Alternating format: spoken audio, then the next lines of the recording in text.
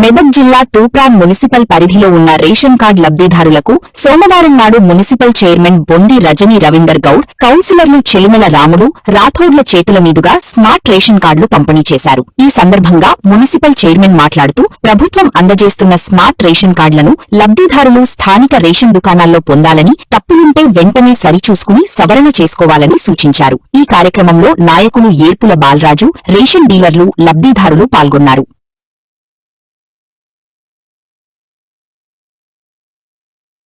రాష్ట్ర ప్రభుత్వం civil supply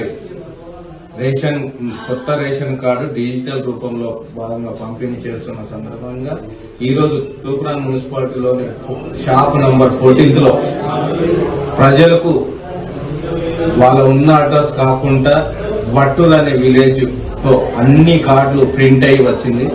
దీనికి అధికారులకు అడిగితే మళ్ళీ వేరే కార్డు ఇస్తామని చెప్పేసి అంటారు. కానీ ప్రజలకు ఇబ్బంది కలిగే విధంగా ఉన్నది. స్పెషల్ గా 4వ వార్డు ప్రజలకు ఎక్కువ కార్డులు ఉన్నాయి. దీనికి ప్రభుత్వ అధికారులు చర్యలు తీసుకోవాలని చెప్పేసి కోరుచున్నాం.